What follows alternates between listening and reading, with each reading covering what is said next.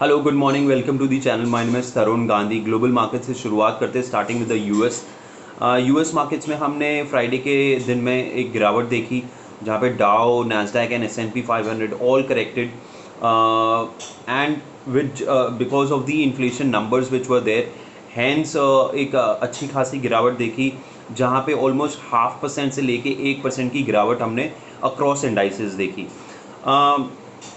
जो इम्पोर्टेंट चीज़ें हैं, ख़ास करके from the Russia Ukraine discussion continue हो रही है, बट विदाउट एनी आउटकम। आज लग रहा है फिर से और एक मीटिंग होगी, देखते हैं कि इसका आउटकम क्या आता है। सबकी नज़र आउटकम पे है। उसके साथ साथ ये हफ्ता बहुत ही क्रिटिकल है, ख़ास करके from the US markets and for the emerging markets, क्योंकि फेड की मीटिंग है 15-16 तारीख को, और 16 तारीख को आउटकम आएगा कि weather the Fed will start increasing the rates and how fast in what speed they will increase the interest rates. उसका असर हम emerging markets में भी देखेंगे। तो 15-16 is a very critical आदि डेज जहाँ पे global markets will be volatile, खास करके US markets भी, and the emerging markets like India। Asian markets की हम बात करें तो एशियन मार्केट्स एक्चुअली मिले जुले से ट्रेड कर रहे हैं।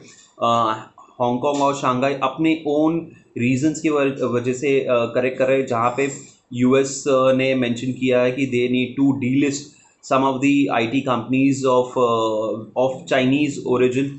तो वहाँ पे एक प्रेशर है और कंटिन्यूसली हम प्रेशर देख रहे हैं हैंगसेंग में खास करके, और उसका असर शंघाई में भी हम देख रहे हैं।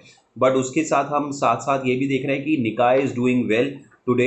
It is up by almost like one quarter with the optimism की होपफुली कोई रेजोल्यूशन आ सकता है, खास करके आज के डिस्कशन में between the US and the Ukraine.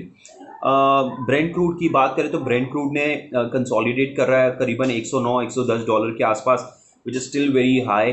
Hopefully जब भी एक रेजोल्यूशन आता है तो on the down side it has a support of around $102-107 के रेंज में। अगर उसको ब्रीच करता है on the down side, then it can go into double digits. Hopefully this happens for our good, और एक रेजोल्यूशन आ जाए, एक पीस के तरफ हम चले, तो ये एक अच्छा डायरेक्शन होगा। गोल्ड की हम बात करें तो गोल्ड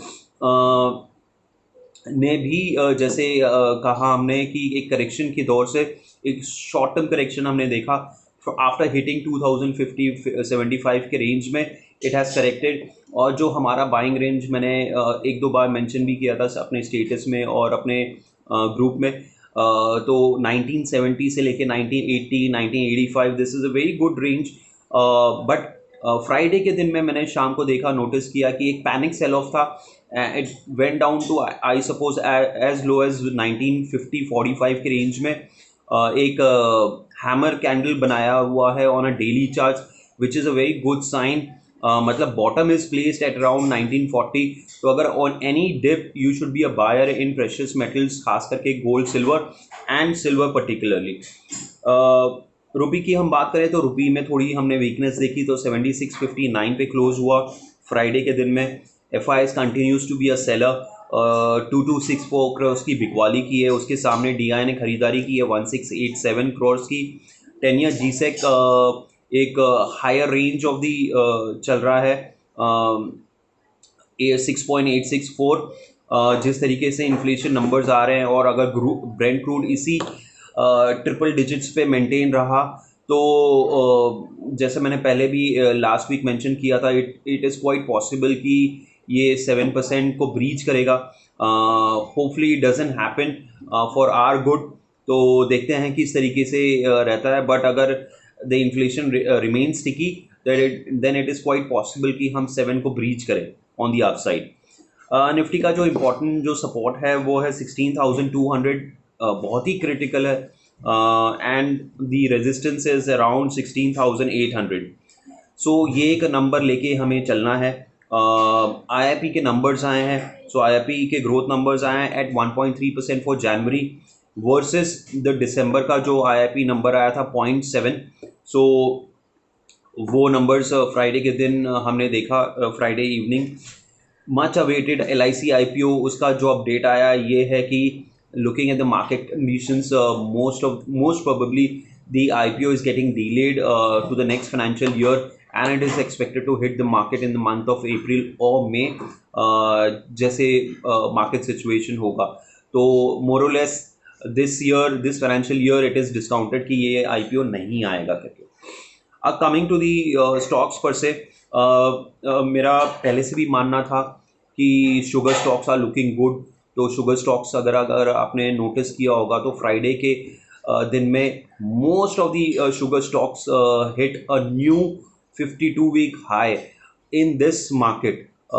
तो ये एक इम्पॉर्टेंट पॉइंट है कि जो सेक्टर्स अच्छे कर रहे हैं वो अच्छे ही कर रहे हैं. तो शुगर स्टॉक्स ने खास करके, जैसे मैं बहुत ही ज़्यादा हमेशा हमेशा कहता रहता हूँ कि Balrampur Chini and Dhampur Sugars are these two high quality stocks जहाँ पे अच्छा लगता है मुझे.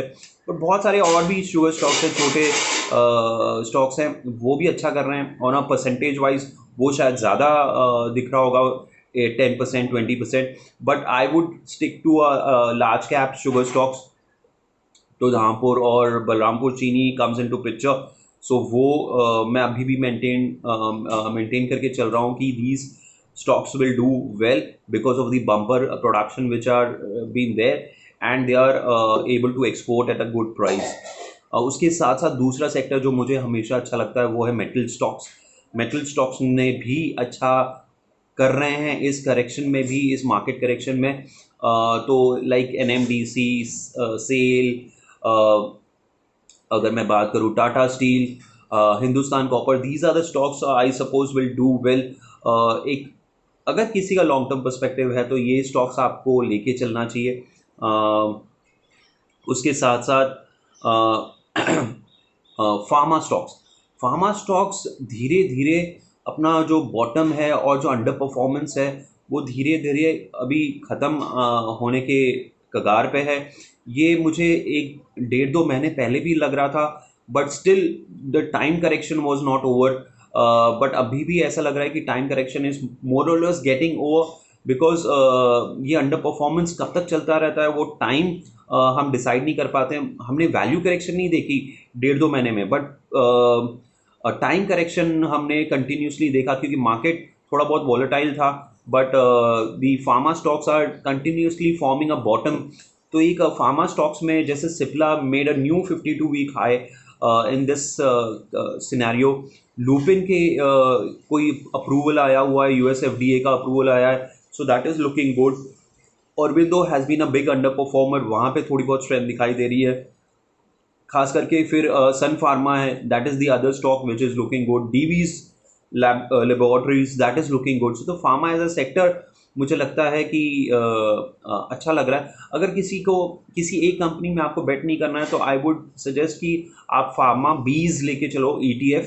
सो that be much better and safer option than betting on the individual stocks, because कभी भी कोई एक नेगेटिव न्यूज़ आ जाती है कि जहाँ पे FDA अप्रूवल रिजेक्शन आया है या क्वेश्चन मार्क्स आए हैं, which is quite normal in case of the pharma stocks.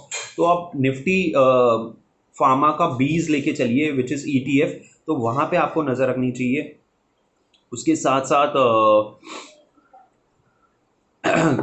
construction companies, L&T and KNR Constructions, they are more or less again in a consolidation phase. तो वहाँ पे आपको नज़र रखनी चाहिए. और lastly I would say look into the precious metals जैसे gold silver आपको धीरे धीरे बाय करना चाहिए. ये मेरी कंटिन्यूसली सलाह रहेगी आपको. हर दूसरे तीसरे दिन मैं आपको यही कहता हूँ कि gold silver should be bought for this calendar year at least. अगर उसको प्रोलॉन्ग करना है, एक्सटेंड करना है अपने पोर्टफोलियो में, वो देखते हैं. But otherwise it is looking good, you should be a buyer. So ये कुछ स्टॉक्स के साथ और कुछ सेक्टर आउटलुक के साथ आई क्लोज दिस वीडियो. अगर ये वीडियो आपको अच्छा लगा तो प्लीज़ लाइक एंड सब्सक्राइब कीजिए, अपने फ्रेंड्स फैमिली ग्रुप्स में शेयर कीजिए, और आपका कोई फीडबैक है तो प्लीज़ मेंशन कीजिए कमेंट बॉक्स में. So thank you so much.